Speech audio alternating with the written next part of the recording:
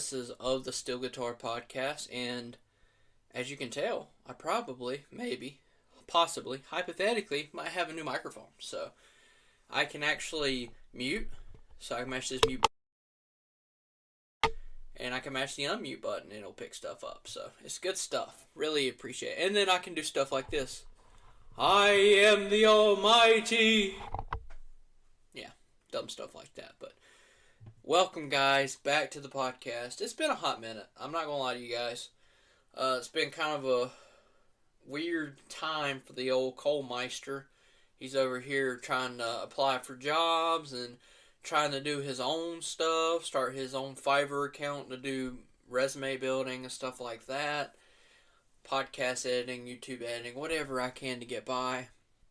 And just been trying to concentrate on that kind of stuff. So the podcast may or may have not took a backseat. So I apologize for that. So that being said, a little detailed announcement here is I may try to only do one episode a week. That will be like my bare minimum. I may still get out 2 episodes, but I think that I should try and attempt myself to do 1 episode every week and make sure it's a well-structured, good episode, and I can also justify it sitting there for 45 minutes to an hour, a little bit more than just, 2 a week, 45 minutes, string it out. So that's kind of where I'm at in regards to the podcast.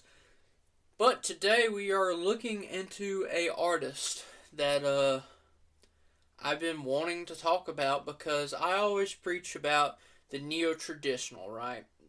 The neo-traditional style is really important to me. And of course I went through all the subgenres, and I think it was an episode back, 2 episodes back, because the last one was about Jelly Roll. Anyways, that means a lot to me, the neo-traditional sound, because it's kind of like what George Jones once said, who's going to fill their shoes? And people that are in the neo-traditional sense do fill those shoes. And this artist right here was one of the neo-traditional artists till he died. He started in the 90s, but he didn't change any from the 90s to the 2010s. He stayed the same. He stayed true to who he was until he died untimely. Very young, in my opinion, for an artist. However, life goes how it does. Stuff happens, medical conditions arise, and we'll get to it. But the artist that we are talking about, the way and the reason and the why I liked him so much is I heard the song Old Violin back in the early 2000s. The first time I ever heard this song, and it wasn't by the artist that you are thinking. It's not the original sad, somber, sad Johnny Paycheck. It's still sad, but just the charisma, the characterization behind Paycheck's tone and voice carries that song so expertly well. But I heard Daryl Singletary's version first, and that is essentially who we are talking about today. And I hope you guys are ready to learn, ready to enjoy Daryl Singletary, because I think that he is one of the greatest artists of the 2000s. And we're going to get into a little short introduction of the man, the myth, the legend. And we're going to go through his whole discography. It's been, it's not really that long of a discography, but there is a good amount of content. So strap in, get you a soda, a pop, whatever you want to call it, and join me as we talk about the man, the myth, the legend, Daryl Singletary. So, Daryl Singletary was born on March 10th in 1971 in Cairo, Georgia. I hope I pronounced that correctly. His mom was a hairdresser while his dad worked at the local post office. Now, that is extremely blue collar, especially in a small town like that. The hairdresser's very much going to know everybody in town, and post workers going to know everybody in town. So it's safe to say that Mr. Singletary grew up in very much a predominantly social home. He grew up with his brothers and his cousins singing gospel music, and eventually even took vocal classes in high school. This is kind of where the story takes its turn. In 1990, he moved to Nashville, Tennessee to make his dream come true. Now, this dream is never really specified. However, if you're moving to Nashville in the 90s, it's very much one of those things where you know where you're going, you know why you're going, and most people know why you're going, and it is to play country music. To make it not necessarily big, but just to sing the songs that he likes. Songs that are true. And he started singing at open mics in Nashville. Essentially bar to bar, just putting in the hours. And eventually he came across having a gig as a demo singer. And if you don't know what a demo singer is, essentially they choose these artists to sing a song to send to a bigger artist. So Daryl Singletary, for instance, would sing, let's say, I make a song about farming potatoes, ripen those potatoes up and sending them off. I would have the writing portion of it, but I may not be a good singer. I may not have the vocal characteristics, the charisma, the ability to sing really well, and that's where a demo singer comes in. So you hire this demo singer to sing your song to send to the predominant artist to see if they will actually, I guess, if you really want to think about it, cover your song or sing your song. So Daryl Singletary was one of those demo singers. And one of those demos made its way to one of the most greatest, prestigious country music legends of all time. Christian actually got really pissed off at me that I left him off of my Mount Rushmore in my concerts, is Mr. Randy Travis. And Mr. Randy Travis is an amazing artist, and I agree, he's definitely one of the best country artists out there. However, we all have our different tastes and stuff, so he didn't make it on mine, but that doesn't mean he doesn't belong on yours. However, Randy Travis covered this song, and you may have heard it before. It's called An Old Pair of Shoes.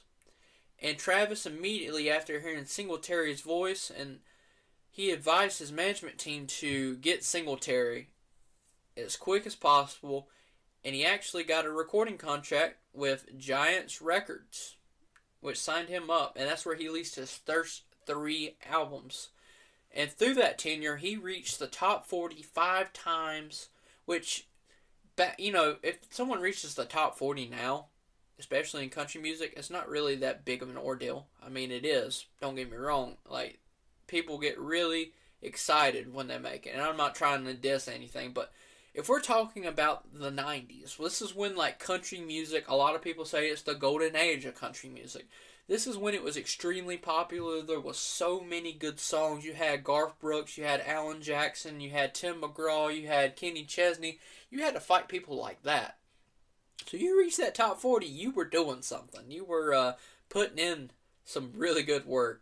And he reached that top 40 5 times, resulting in a number 2 single, I Let Her Lie, and Amen Kinda Love, and number 4, Too Much Fun, being a part of those 5. So he reached number 2 twice and 4th once. After that, though, he essentially went label to label, and he released music, but he didn't release a lot of, we'll say, as music was conforming to a different style, he still released true country music, covers of legends like Haggard, George Jones, and you'll see that as we go through the discography deep dive. He released music that meant a lot to him, and that is kind of where his story trails off in regards to notoriety. However, it's not the end of the story, which we will get to here now. Sadly, in his Tennessee home on February 12th, 2018, 2 days after a concert gig, he had a blood clot and just died. He was only 46 years old at the time, which if anybody is looking at most artists, a lot of artists go to their 60 playing songs. Willie Nelson's still out there playing gigs, which is ridiculous as old as he is, but it's just so sad to lose somebody like this. And I remember when this happened, I didn't necessarily have a job at this time. I didn't have a job, I'm pretty sure, at this time. I was still in high school and I was about to go to college. But when Singletary died, it really influenced me. I loved his music, and then I went on to Amazon, as most people do, and like, I'm gonna look at like CDs and stuff, see if I can grab a CD to support him, his family, and yeah, the CDs were astronomically high, as they usually are when someone passes away, which is dumb in my opinion.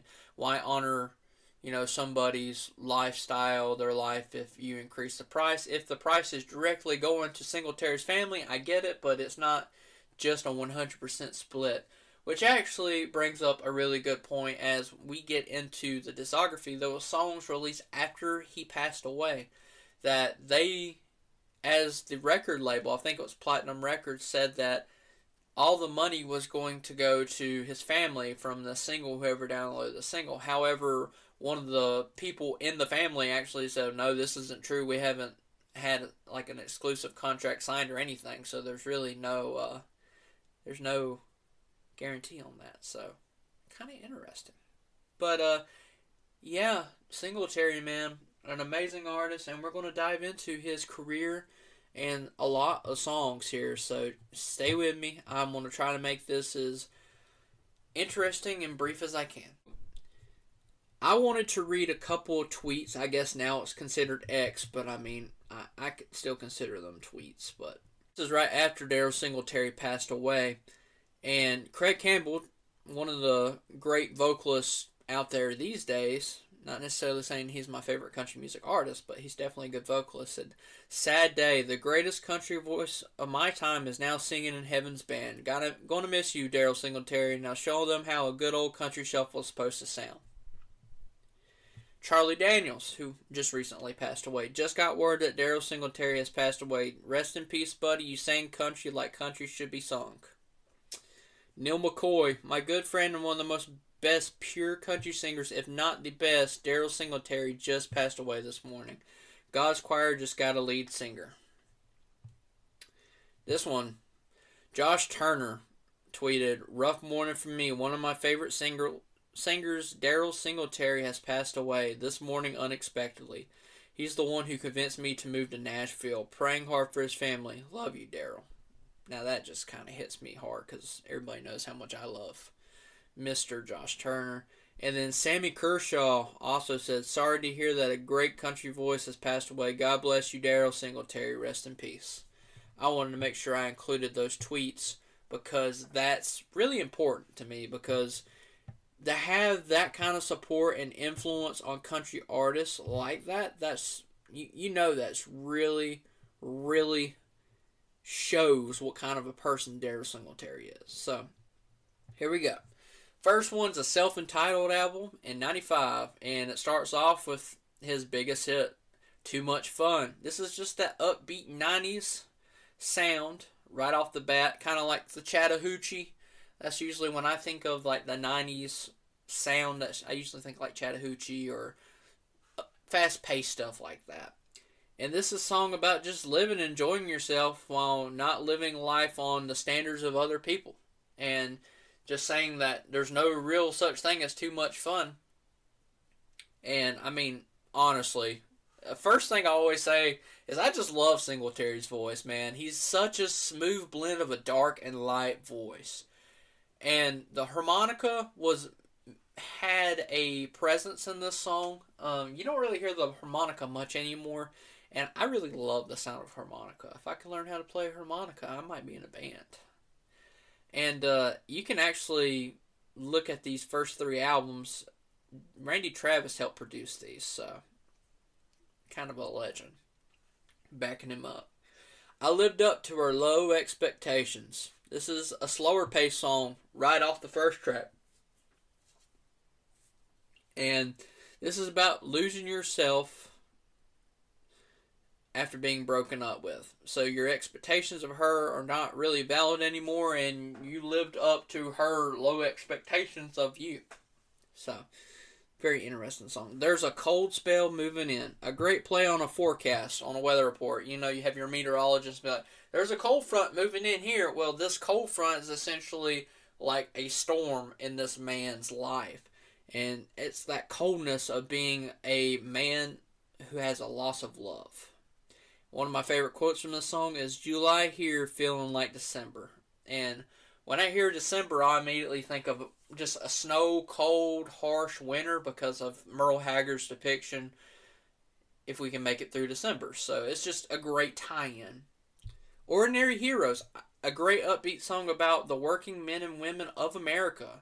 The focus on being these idols and evils should not be getting a bulk of the press and the news. However, you know, the people that are the backbone of America should be. And that's Singletary's main point throughout this song. I Let Her Lie. Man, this is this is one of those 90 country music songs that just ravished the radio. You hear it a lot today still on the country classic radio. And this is talking about a lady who promised but lied about being faithful. She says that she wanted to change, but she just kept lying about it. And Singletary, or the artist, or whoever the individual is in the song, decided that he was just going to let it happen. And he just wanted to stay no matter if she couldn't change, no matter what. And eventually it broke apart at the end. So, A Love That Never Died. An extremely deep love song about how even as he's going through the funeral process, that he loves his significant other deeply. So this is kind of like a play where he stopped loving her. And this is kind of an interesting song because it gets even more deeper of that love after the passing. Working it out. Sometimes in love is just freaking difficult. So it's called working it out because it implies that you must work on it continuously in life. You don't just put in work on something and then call it quits, you know. For instance, if you have a car, it's one of those that you have to fiddle on all the time. You're always putting upgrades and stuff in the car to make it more functional. So therefore, your work's never truly done. Would these arms be in your way? An incredibly slow country song that is a toe tapper with your gal. It's talking about finding a dance partner, and not just for a physical dance, but for the night. So, you know. And also, in addition to that, maybe life. My heart's too broke to pay attention. Make an incredibly smart comparison of being too brokenhearted, so like being poor, to pay attention to essentially have him help to repair. So, really cool song. What am I doing here? This is when you're stuck in the loop of a previous love, but then you realize in the second stanza of the song, it's a cheating song because of the line, I'm afraid that some nights I'll talk in my sleep. That's talking about, you know, deep stuff right there. Talking about being essentially with somebody else, but talking in your sleep about that individual. So, all because of you. So this is All the Used to Be's, essentially a divorce song talking about how all the love went wrong in your life. Amen kind of love. This is one of the bigger ones, talking about being a love that is borderline religious to your soul. I really enjoy the guitar strumming in this song. It definitely takes the pace of the song to a different level. My Heart, Population, You. This is talking about how, you know, your town, being his heart, only having that one singular population, one person in his heart that he wants is her, and she's not even there. She's essentially fled out of that town. So he's saying that the population is truly zero right now at the town, but in his heart, number de uno. So, Hurts, Don't It? A song written from one's heart that was broken by a girl, and she comes to him after her heart has broken and been shattered. It's kind of got like the Toby Keith, How Do You Like Me Now analogy. You know, it's definitely a great song. I really enjoyed this one. Liar Liar, super fast paced song that has a heck of a beat really going through it, talking about singing the blues, about how a love never really goes your way, and then you just see that woman that is stunning, and you're just like, well, I ain't complaining no more. I'm gonna go after this. So, even the wind, someone leaving on you when you thought you had them. So, gone with the wind. Even all the elements around thought he was also being loved. So, like the earth, the wind, elements, the people. Great stuff. All because of you. A song about no matter where you're going on in life, you had that loyal companion who makes it worth it all. Having the one who causes you to break all that hard work up sometimes just to be with her or him. And then we got a little fun rednecking. This song stands out as a fast-paced song, especially with the subject matter being different than most of the album. This is just an extremely fun song about being Southern. Talking about, what you would expect from a Southern person, like on the porch watching TV kind of ordeal thing. He'll heal my broken heart. This is talking about how God was able to heal so many things, helping people along, so it makes sense that he would be able to heal a broken heart. However, it's not always a thing that can happen. Sometimes hearts never really truly get healed. That's what I get for thinking. I can relate to the song right here, because sometimes we set ourselves up for failure when we think in depth about a relationship. You start setting expectations, and then boom, there's nothing even there. Ain't it the truth? This is 98. I'm going to make sure. I'm going to fact check that. Yes, sir. So there is another album that's called All Because of You, and there's like a lot of cross songs in each album. So I'm just going to go ahead and make sure that I just explain everything. I'm not going to repeat the same song unless it's a true different recording. So The Note. This is a Sodom voiced song about being broken up over with some words on a sheet of paper. So like a sticky note. Leaving a sticky note on the refrigerator and be like, yo, screw you, I'm gone. That's kind of how this song truly is. Love or the lack of. This is a great song about how money isn't the principle of always being happiness. It's the principle of love. Definitely my favorite of the discography thus far. This song is extremely deep. If you have a significant other in your life, I would recommend playing this song with them at one point. So that's where you're wrong. This song has a deep emotional feeling within, a song about being stuck within a love, even though the lover is saying it's done. Extremely great. I Live For You. Definitely a different beat on this song, but it's extremely welcomed. I love writing in discographies. This is about destroying the romanticism of romances. It's talking about how he wants to live life the way he enjoys, and not necessarily always living up to like Prince Charming, because we can't realistically live up to stuff like that. That's just extremely difficult, and honestly it's ignorant to really think that each person's going to be able to be that romantic person that brings roses all the time. You set so many standards, especially when you have so much social stigmas around. According to novels, movies, other types of media, it really is annoying, which you can tell it kind of pisses me off. It kind of pisses me off. I Live For You was definitely a great song.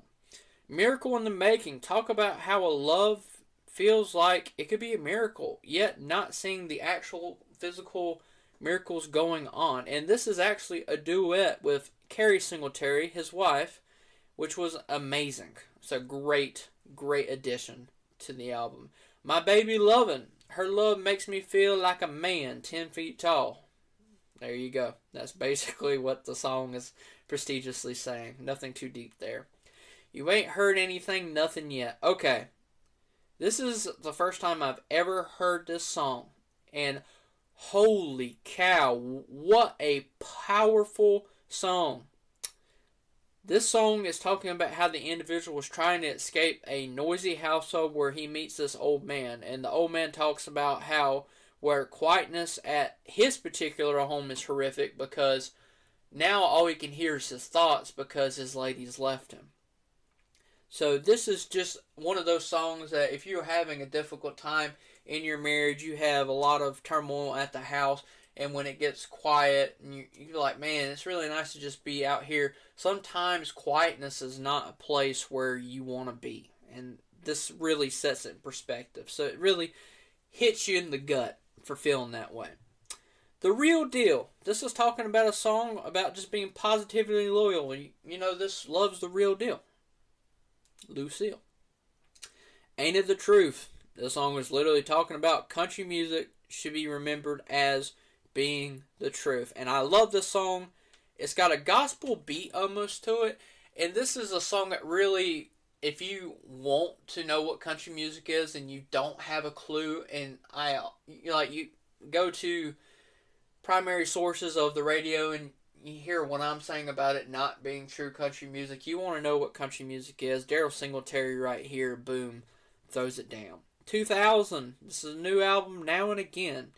Too Much Fun. Again, this is just a re-release of 95, but there's an updated sound, so nothing too crazy. I Thought of Everything. This is one that made it, I believe, in, I think, the 70th spot, which is very, very good in the top 100. And there's a really good fiddle in this song. It really sets the pace. And this is talking about not being in love. Then that lady just comes in and flips the script on you and be like, hey, guess what? You're in love now. I Knew I Loved You. This is a deep love song about being in love with one like you have dreamed about always. So this is like following that romanticism in your mind. And hey, if you get it, congratulations. I'm just saying life is not like that most of the time. Now and Again. This is just another love song. Nothing too crazy. So. Also, Dumaflachi was a great song. Great song. Definitely one of those prestigious songs. Hold up. I missed one. Wow. I Thought of Everything. This talks about being stuck in a love, and this is reliving the dreams of that love and being haunted.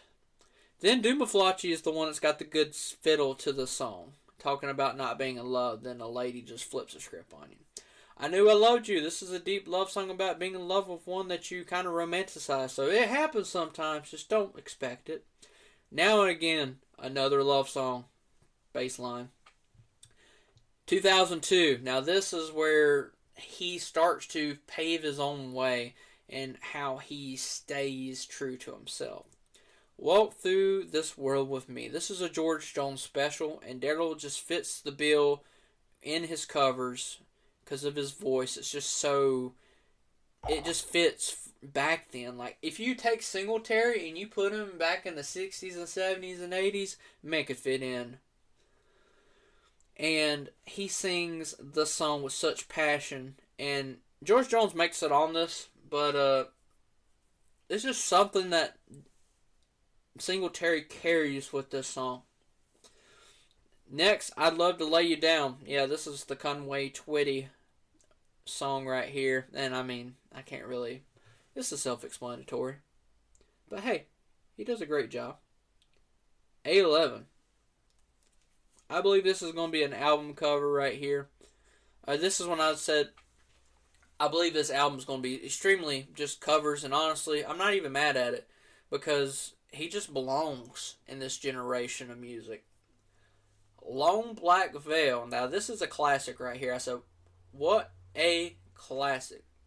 Lefty Frizzell, and he absolutely kills it. This is talking about willing to die with a particular secret. Alright? And I'm going to let you listen to that song so you can figure out what that secret is. K. Wow. I see a song at the end I know his cover for, but honestly, this is probably my favorite in the album. This K cover, it just has such a good beat, good tone, charisma. It's just an extremely well done song. Like, if you can outdo Old Violin cover of Johnny Paycheck, just man, I can't even speak. I love this song. It speaks so well. That's Why I Sing This Way. I think this is the only song that was first performed by him, and honestly, it just fits well within all these covers around, I never go around mirrors a great lefty cover once again. You can tell Frizzell definitely influenced Singletary. Dim lights, thick smoke, and loud music. A great cover about something that he just relates to. I mean, he was out there at those bars singing them open mics, so he very much lived those dim lights. And I feel like these covers are just essentially songs about Singletary. These are songs that he's lived throughout his life, or songs that he relates to in his life for majority of it, and that's why he covered them. After the Fire Is Gone, this is an original duet with Conway and Loretta Lynn, and Singletary is actually joined by Rhonda Vincent, which you will hear in a little bit, but exceptional work here. She's mainly known for her bluegrass singing, but she's an amazing vocalist. Love her. Old Violin, this is the cover, man. This is where it all started for the old Coalmeister, and let me tell you guys, if you never heard Singletary's version of Old Violin, do you the service of going and listen to it. It's so amazing. Oh yeah, Paycheck's also at the end, so whew, great stuff. Straight from the Heart, '07, more covers, man. Just more covers. Bottle Let Me Down, a Merle cover, which is just really well articulated. A Merle cover, which is really well articulated. Black Sheep, this is a John Anderson cover that has John with it as well, and I love this song because I think of Cody Jinks talking about how he's the black sheep, and very much Singletary believes that he is the black sheep when it comes to country music, because country music started to alter and change, and he decided that he's going to stay in that neo-traditional genre, that style that I've always talked about. He is the reminiscent presence of it. So, Some Broke Hearts Never Mend. This is a great song about heartbreak that just never truly heals. You can't mend it no matter what. You go through alcohol, you go through bars, you go through trying to love other people. You try to find the will to heal and forgive yourself, but you just never find it. Promises. This is about making promises of love and being loyal, yet they are eventually going to be broken. You cannot live up to those promises. And yeah. I Got a Tiger by the Tail. I usually think of Buck Owens or Dwight Yoakam, yet he has Ricky Skaggs join him on this cover, and it's expertly done. You could honestly throw old Singletary back in the Bakersfield Sound days, and he would fit in extremely well, I would think. So, Jesus and Bartenders. Now, this is a really interesting song. This is the first time I've ever heard this individual song before, and it's great, because if you really truly think about it, when you look into the theme of how Jesus and Bartenders are kind of, now this is kind of a reach, but they're kind of similar in a way. Jesus helps heal your pain while bartenders also heal your pain, but they're on like the total polar opposites of the morality spectrum. So I really enjoyed the articulation of that song. These Days I Barely Get By. I mean, this is a great cover. Singletary just has that voice that carries it really well. And then he has a little Keith Whitley, man, a little Miami. One of the best Whitley songs is such a hard task to cover. But, you know what? Singletary just takes it. It's 3-2. He's in the box. There's a slider thrown to the bottom right corner of the strike zone, and he takes that mother fricker and puts it over the wall. I mean, just Singletary is just a whole different breed, man. People these days would try to do these covers, but they couldn't do the articulate justice of it actually meaning it, because they would just be singing the songs with the words. But Singletary feels it, man. It's just a way. And that leads into I Still Sing This Way. And this song just sums up Singletary in 1, 2, 3 stanzas, man. This song, it shows how he's not willing to bend his roots, and that he hopes that he can just keep getting by and living with the songs that he sings. Man, great. Loving on Backstreets. Well, this is a cheating song by Mel Street. Can't really go well into detail about that, but yeah. 15 years ago, this is a woman you haven't seen in a while, yet you still love her as you see them every day. It kind of is like a haunting love, right? And yeah, I mean, there's people that you see, high school crushes, and you see them later on in life, or high school people that you dated, and no matter where you are in life, if they're married or not, you still feel something for them. It may not be that extreme love at that point, but you at least still like them. And then finally, we're going to hold on. This is talking about holding that loyal love throughout life's tribulations, man. Life sucks. You're going to go through a whole bunch of crap, and this song does such a great job of articulating no matter what life throws at you, you stay loyal and you stay great. Then we have a single from 2009, Love You With the Lights On. This is a single of just what it says. It's you're going to make love with the lights on. And it's definitely got a great beat and vocals to the song. And then you have Rockin' in the Country album, fast-paced song about living the southern region, man. This is also a single in 2009. So, just, that's a part of the singles. However, it's also the mainstay in the album of the same thing, Rockin' in the Country. That's why God made me. That's the story of being just a true love. Even though making mistakes, things are always made up in the sights of God. And the last chorus really just nails the unison of the family, especially involving like the lighter voices, the whole like gospel feeling to it. Great song. Love it. Love it. How can I believe in you when it's really hard at a point in marriage where it feels like the true love is gone, yet you're still trying to fight? But it's really coming hard to believe in that significant other's loving you. And we are becoming strangers is the quote that I pulled for that. That's just, whew. Next, going through hell with you again. Talking about a lady who absolutely burned the freaking crap out of you, man. Like, loved you, said that they loved you, cheated on you, and then they return back. And they're like, hey, let's rekindle what we had. And you're like, nah, brother. See you down the road. Never see you again. Screw you. I'm out of here. Background noise. This is talking about how the environment of the South, which is magnified in this particular song, when he's with his love, as they hang out together, everything else is just white noise compared to his wife. And it becomes that background noise. That's like the crickets and everything. When he's with his love, it's just her. It's you, her, and nothing else. If I ever get her back, this is a song in which you talk about how, man, you would do anything to get this lady back who just escaped you for whatever reason.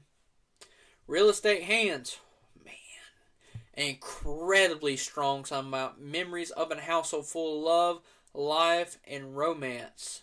And this kind of has this is like George Strait's Give It Away right here. You can't put a price on a person's piece of life, such a powerful sentiment in this life of the house, the couch, the love that was shared in this house, and now it's over in real estate because you're selling it because the love is gone. She's a Woman. This is just kind of an interesting beat on this particular song. It almost sounds like bongos in the background. And he sings about this woman who changes a lot, yet her heart and love always stay true, no matter what. So she may change career, age, anything like that. However, she does such an amazing job just staying true and loyal, which is really hard these days. You sure look good in black. And it seems like he's reading a eulogy in this. And they sing Amazing Grace, right, in the song.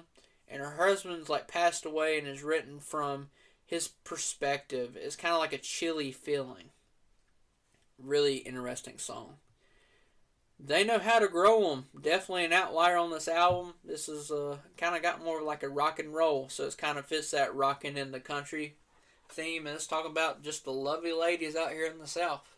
And if you live in the American South, you know what I'm talking about. And then boom. Catamounts for Christ. Classic right here. Take Me Home, Country Roads. This is a fun cover of a classic. I love his voice apart from the utter high pitch. Like, he just carries his voice can go low, high, mid. He's kind of got like the Josh Turner capability, and it's an amazing. 2016, there's a little country left, right? This is another album. We're getting there, I promise.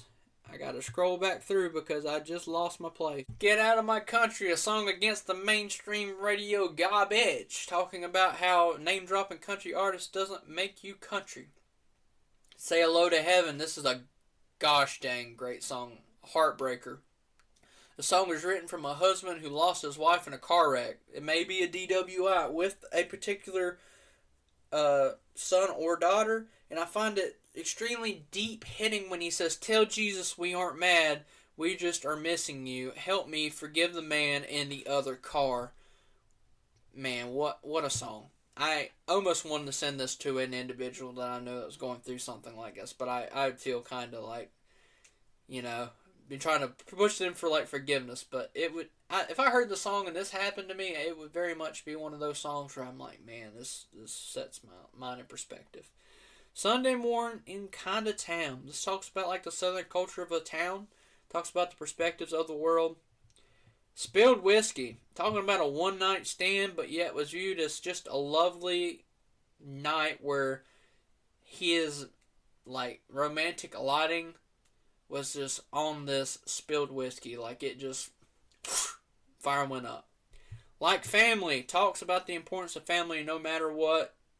So, turmoil and everything else going on. However, it's kind of an interesting song to come after Spilled Whiskey. I would probably want to move that around in my opinion. So much different than before. Talking about the transition on the period of life changing, especially the perspectives on life, right? I love how the song he sings changes from like a Hank style to like a lullaby. Enough to lie to me when you wish that you could hide from life's problems with lies like they used to hear throughout their childhood. So you wish like they would lie about Santa Claus, like if your love's like hating you, you're like, just lie to me, man. I can't take it. Want to be that feeling, the feeling of being so in love with each other. You just want to be like that, and just has like that movie sense of love, which again, extremely hard to do. So, Too Late to Save the World. Now this, if there's one song on this discography, hang on. This belongs in the echo.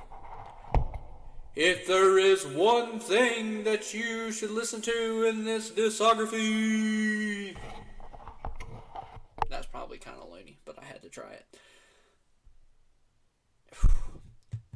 What a title and statement. Too Late to Save the World. Sometimes we should just shift to something that could stay real to us. Shift out of focus on a 3-chord song, or shift our focus to a 3-chord song when reality of the world is we can't save it, so why can't we just save country music? And I'm like, literally wrote this down in my notes. Cold chills when I heard this song. And then, great transition to There's Still a Little Country Left. Definitely a great song talking about how America still has a place of traditional country style that is within these songs that we love to hear. America the Beautiful, definitely just a beautiful cover which fits extremely well on the album. I mean, God bless America, amazing. Then a cover of I'm the Only Hell My Mama Ever Raised by Johnny the Frickin' Paycheck, man. And this is a great callback to the ending of Paycheck's version, with Paycheck finishing at, of course, he has that tie-in with Old Violin, which is great. 2016 single, We're Not Going to Hell for Having a Hell of a Time. Talking about having a good time isn't a reason to condemn us all. And then we get to the final album, American Grandstand, which is featuring Rhonda Vincent. This is a collaboration, and I'm going to try to run through these. Listen to this album. It has a great contrast, a whole bunch of covers. Above and Beyond, talking about the love of being strong and stronger than money, greed, and everything else in life. One, he really has strong George Jones vibes here, talking about being married and becoming one. The unison of being married. You and her are one. After the Fire is Gone, this is talking about how love and passionate love can extremely burn out. This is really, really making me dig this collaboration between the two. They do such a great job. You have Singletary's Low and High along with Vincent's extremely soulful gospel bluegrass. Man, Such a great collaboration. Surely But Slowly, a song about falling for someone in the style of the Merle Haggard here, and you definitely hear the Haggard influence in these songs. As we kiss our world goodbye, a strong heartbreak about leaving a love apart, kissing the world goodbye to die, essentially because of that love is going to be fleeting. Can't live life. This is loving someone so much that you can't live life without them. I mean, yeah. Golden Ring. I love this song, and it was a great choice of the collaboration between the two. This is definitely my favorite on this album, thus because of the turmoil, the love, and the break. A great song about what country music is articulated in a song. Great job. We must have been out of our minds talking about a mutual missing love between two partners, and then they're ready to get back together. Then you have a great iconic song of Louisiana Woman, Mississippi Man. Great collaboration. Once again, I did not intend for that to rhyme, but I'm a poet and I didn't even know it. And this is just a fun love song. A Pic of Me Without You. So a picture of me without you. Great George Jones classic. And, you know, George Jones has a tough time of being topped. However, I think Singletary adds just a little bit more grit, while Vincent adds soul. So having the two together really adds a good contrast to such a sad, somber tone of a song. So, great song.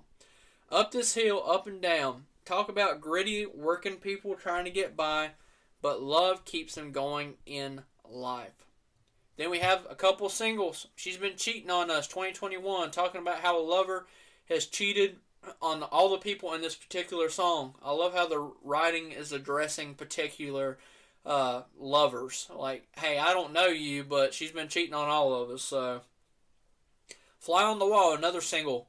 A song addressed to a cheater by Mr. Singletary. Love the idea of this song because you're extremely uniquely characterizing a fly being like essentially the fly on the wall, like the saying, and it's talking about how the fly, if he was a fly on the wall, he would be like drowning in whiskey, or he would ask someone to hit him with a fly swatter. Such a great song. Great characterization. I guess personification of a fly, even though it's an animal. So, Oh Violin 2021. This is a Nashville cover, or a Nashville version of this song. I will say the intro isn't necessarily the best sounding. You can tell he is older in the recordings, but it's a great song, which means a lot more to me because it's like more grittable, and it kind of fits that Paycheck charisma. Footlights 2022. This is a Merle Haggard cover on the tribute album. Singletary, again, extremely influenced by the Hag, so it's great. And then, finally, America. God Bless America again. Starts out as just the normal God Bless America, and ends with him just saying that, I hope that God can bless America again. Boom, fire, done. Whew. I threw a pen. That is the Daryl Singletary, man, just a great discography up and down. And it's going to get us about 50 minutes. I will say that I do need to make a editorial edit here at the end. This is just off the cuff. I have two songs that essentially got confused, so I apologize about that. Let me scroll through here and find them. Love That Never Died. So that's the one that I thought was like the George Jones, if he stopped loving her today. It's actually the other song that was later in the discography deep dive.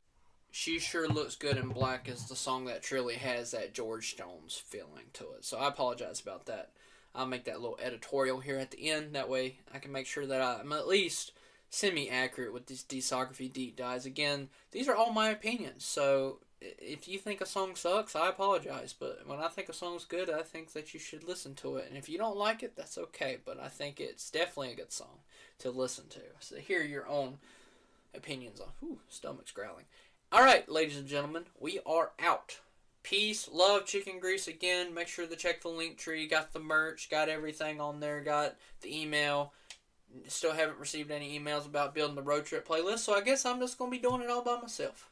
So, I was trying to make it nice, fun, and collaborative, but everybody must have just been like, yeah, he can build a good enough one. We'll let him do it. So, alright. Keep country music alive. Thank you so much for listening. I hope to get 2 out next week, but men, If I get one out a week, that is the new goal. So peace, love, chicken grease. See you guys later. Peace out.